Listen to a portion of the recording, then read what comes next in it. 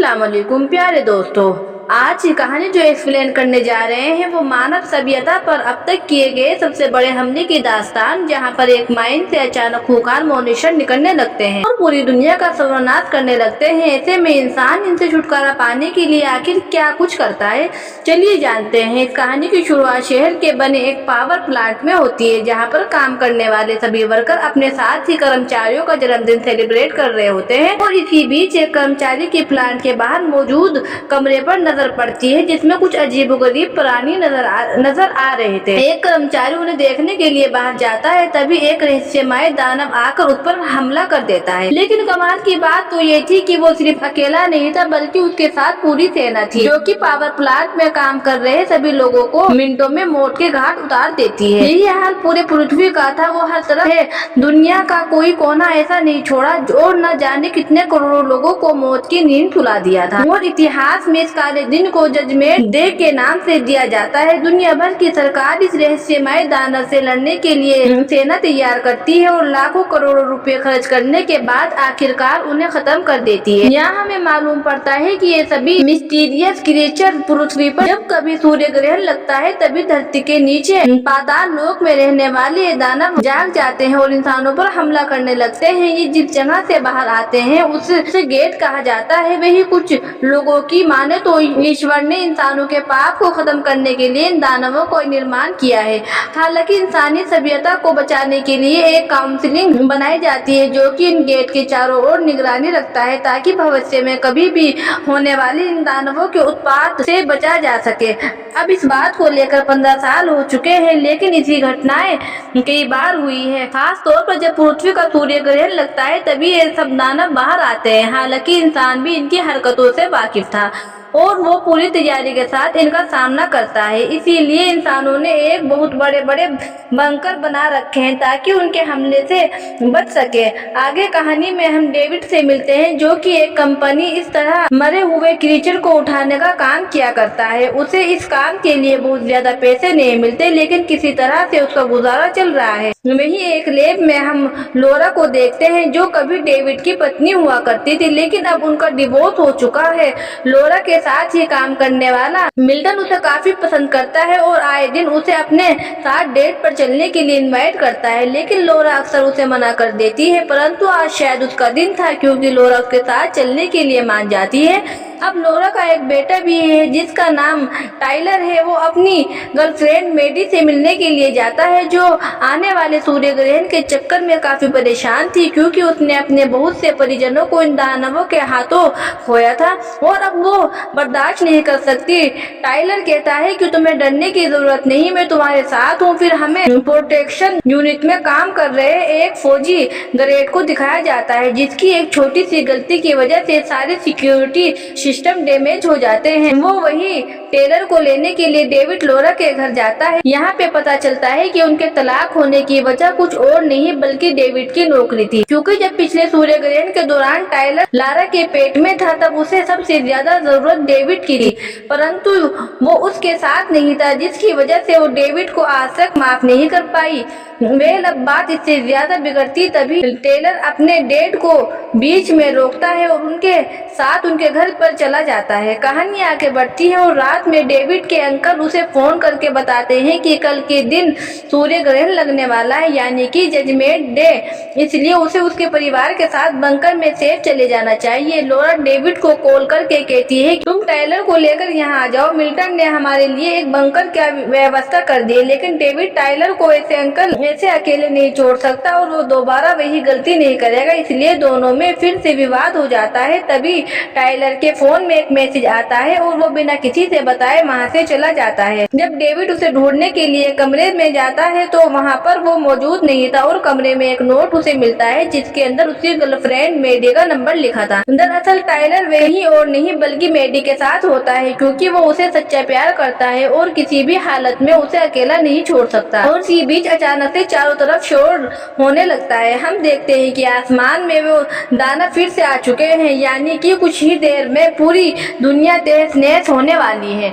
सभी लोग अपनी जान बचाने के लिए बंकर की तरफ भाग रहे हैं। हालात ज्यादा बद से बदतर होती जा रही है कि शहर में ट्रैफिक जैम लग जाता है तो पूरे शहर में इमरजेंसी सायरन बजने लगता है।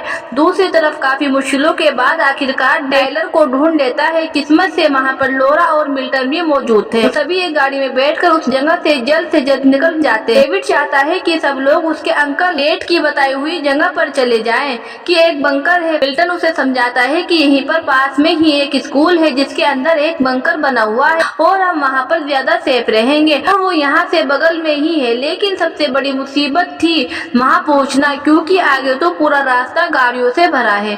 थोड़ी देर बाद सड़क पर एक जोरदार भूकंप आता है और यहीं से सूर्य ग्रहण की शुरुआत हो जाती है। चारों तरफ अंधेरा पसर जाता है। क्रिएचर को अंधेरे में सब कुछ दिखाई देने लगता है जिससे वो सभी पर हमला करना शुरू करता है।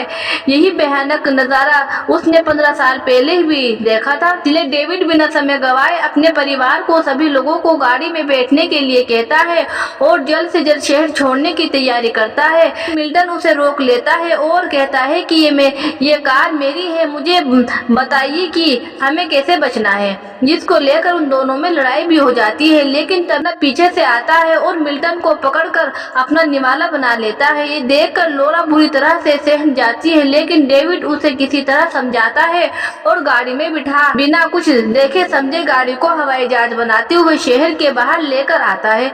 मगर मंजिल पर पहुंचने से पहले ही उनकी गाड़ी का पेट्रोल खत्म हो चुका था और यहाँ रुकना उनके लिए खतरे से खाली नहीं था और इसीलिए वो अपनी गाड़ी से बाहर निकलकर अपनी जान को हथेली में लेकर दूसरी गाड़ी ढूंढने के लिए निकल पड़ते हैं। थोड़ी दूरी पर उसे गाड़ी मिल भी जाती। पीछे बैठा एक बूढ़ा शख्स उसे गाड़ी चलाने से रोकता है और सामने मौजूद एक खतरनाक दानव की ओर इशारा करता है जो किसी को मारकर खा रहा था। हालांकि उसकी नजर उन दोनों पर नहीं पड़ी। ऐसे में बड़ी होशियारी से डेविड उस गाड़ी को लेकर धीरे धीरे अपनी गाड़ी के बगल में लगता है। परंतु जैसे ही टेलर और लोरा अपनी गाड़ी से निकलकर उस गाड़ी में जाते हैं तभी उस क्रिएचर की नजर उन पर पड़ जाती है और वो वहाँ से भागते हुए उनके पास आता है और अचानक से गाड़ी में बैठा बूढ़ा शख्स बाहर निकलता है और उसके ऊपर नमक फेंकने लगता है, जिसकी बदौलत थोड़ी देर के लिए उन्हें शांति मिल जाती है। लेकिन नमक के खत्म होते ही वो दानव उस आदमी पर हमला कर देता है और उसे मार गिराता है। अब एक ही झटके में डेविड गाड़ी लेकर वहाँ से रफू चक्कर हो जाता है और किसी तरह से अपने अंकल के बताई हुई जगह पर पहुँचता है। लेकिन वो जगह चारों तरफ से बंद थी। वहाँ कैमरा भी लगा था। वो लोग कैमरे के सामने भी इशारा करते हैं लेकिन दरवाजा खुलने का नाम ही नहीं ले रहा था। आखिर वो दरवाजा खोले तो कैसे, क्योंकि अंदर बैठे उसके अंकल के सर पर किसी ने बंदूक लगाई थी। बेचारे इतने मजबूर थे कि वो चाहकर भी अपने भतीजे को बचा नहीं पा रहे थे। और तभी हम देखते हैं कि पहाड़ों की ओर से सभी दानव एक साथ उन पर हमला करने के लिए आ रहे हैं। डेविड को समझ नहीं आता कि वो क्या करे, इसीलिए बगल में पड़ी एक लोहे की रोड को निकालकर उनका सामना करने के लिए तैयार हो जाता है। लेकिन इसी दौरान वो दरवाजा खुल जाता है, जिसके बाद वो लोग सुरक्षित बंकर के अंदर चले जाते हैं। उनकी जान बाल बाल बची थी।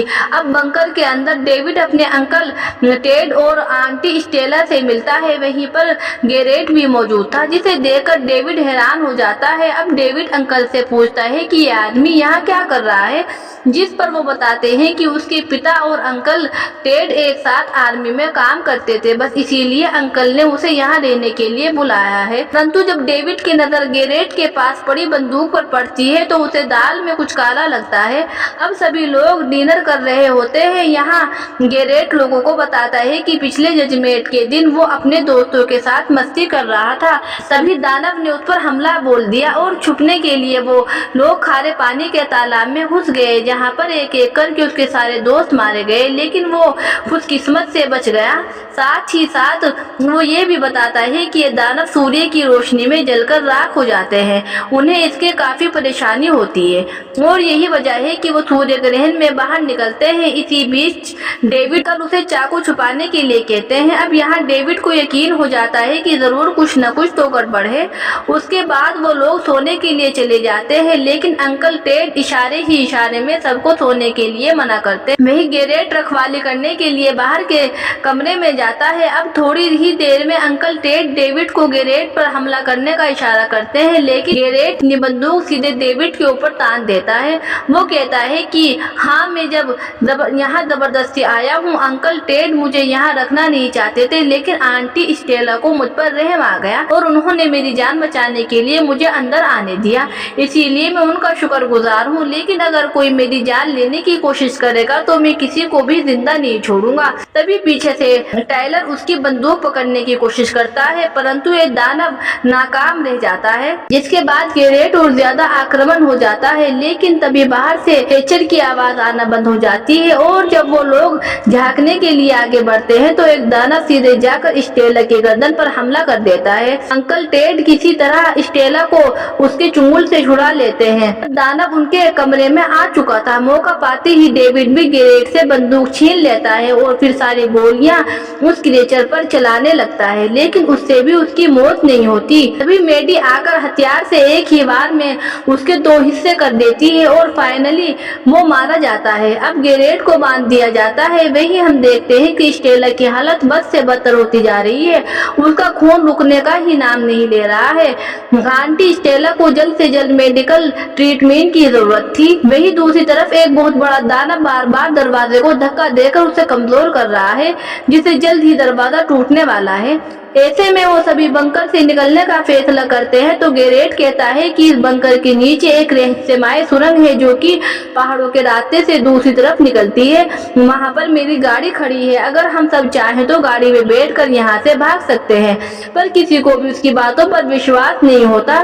क्या पता वो झूठ बोल रहा हो, लेकिन इसके अलावा उन लोगों के पास कोई चारा भी नहीं बचा। आखिरकार वो सभी मान जाते हैं। इसके बाद सभी जरूरी सामान और कुछ आधुनिक हथियारों के साथ सुरंग के रास्ते बाहर जाते हैं। अब यहाँ खून बहने की वजह से स्टेला की हालत गंभीर हो रही थी। वो बहुत ज्यादा चल नहीं पा रही थी। अचानक न जाने कहां से क्रिएचर जमीन के नीचे से निकलता है और मेडी के पैरों को जकड़ लेता है। अब मेडी को अपनी ओर खींचने लगता है। जब टाइलर और फिर डेविड भी उसे पकड़ने की कोशिश करते हैं और सब के सब उसके साथ जमीन में जाने लगते हैं, मगर तभी लोरा उस क्रिएचर पर हमला कर देती है, जिससे कि उसकी जान बच जाती है। यहाँ गेरेट डेविड से गुजारिश करता है कि अगर उसके हाथों में ऐसी ही रस्सी बंधी रही तो उन लोगों की आगे मदद नहीं कर पाएगा और ऐसी सिचुएशन उनके सामने अभी और भी आनी है।